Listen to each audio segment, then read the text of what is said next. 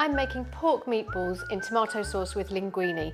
This is a real family favourite in my house. It's very easy. I'm going to cook it in different stages. I'm going to start with the meatballs first, and then I'm going to make the tomato sauce, then the linguine, then you've got your dish. So I've got some chopped up spring onions and some ginger and some garlic. Now the ginger does add quite a punch, and so does the chilli, which is going in later. So if you're cooking for kids, my daughter loves it, but some children are a bit scared of spice, so just put a little bit less in. So these three go in, and I chop them all up first.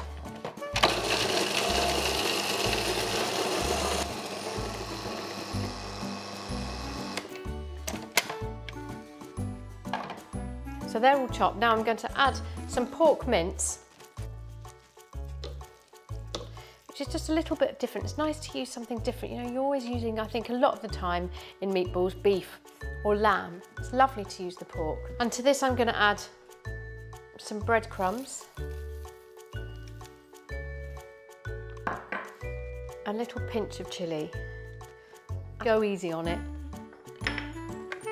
An egg yolk, just to bind it together.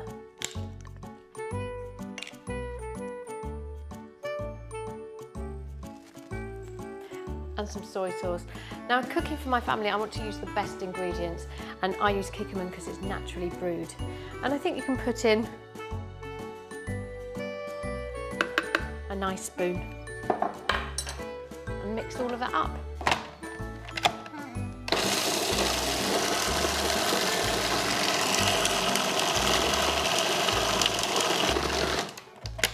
There we go. Now, just for ease, I'm going to put it into a bowl.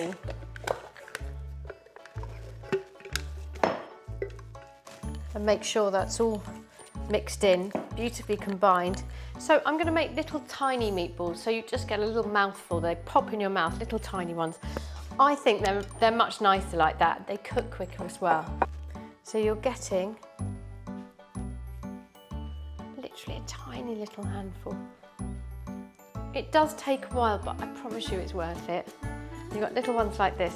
Now, a little tip, you can do a couple, and then your hands get covered in meat, and you don't get that lovely round ball. So if you just have a bowl of cold water, and just dip your hands in the cold water, then it stops that from sticking. So they're done. I'm now going to put them into the fridge while I make the sauce.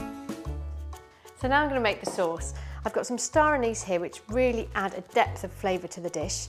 I've got some garlic, some tomato puree, a little bit of sugar, some tinned tomatoes, some chopped onion, and some soy sauce, which I'm using here purely as a flavour instead of salt. So I'm going to heat the pan, add a little bit of oil, and then soften my onions. Now, you don't want to burn them here.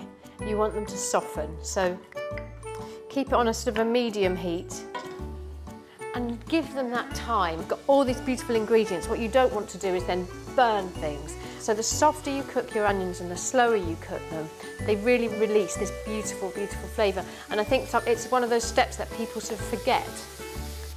So the onions are nice and softened, so I'm going to add to that the garlic. Cook that off for a few seconds before you add anything else.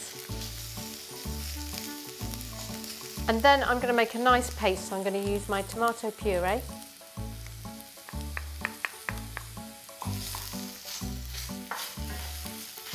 And some soy. And it's fantastic. I use it a lot because what it does is just add a real depth of flavour. And to this I'm going to add my star anise. Remember to take it out afterwards, and it is very strong aniseed flavour. And again, if you don't want it too aniseedy, either leave it out or just put one in. And then I'm going to add my tomatoes.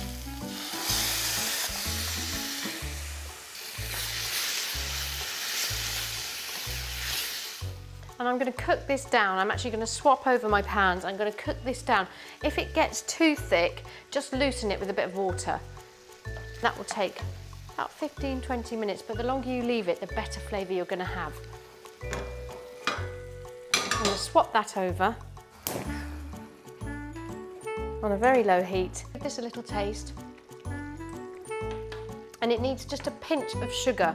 I think sometimes the tomatoes can be really quite acidic, and so you need that little extra bit of sugar just to calm it down. Time for the meatballs. So I've got my pan on a nice medium hot heat. I'm going to add some oil. And the beauty of these meatballs is because they're so tiny, they take really very little time to cook. And what you want to do here really is just colour them. I've got a nice big pan here, and that's the other thing. What you want to do when you're cooking meat, when you're browning any meat, but especially with the meatballs, what you don't want to do is fill the pan so that it's packed, because then what you'll get is the meat steaming but not actually browning, and what you want is that lovely brown colour all over. So these are already, I mean, they take minutes because they're just so tiny, and they're pretty much done because they're also going to cook in the sauce just for about 5–10 minutes more. So my meatballs are done.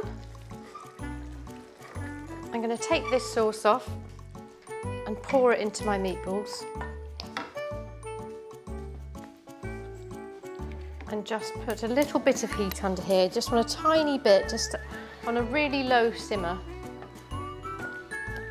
and just cook them for another few minutes while you make your pasta.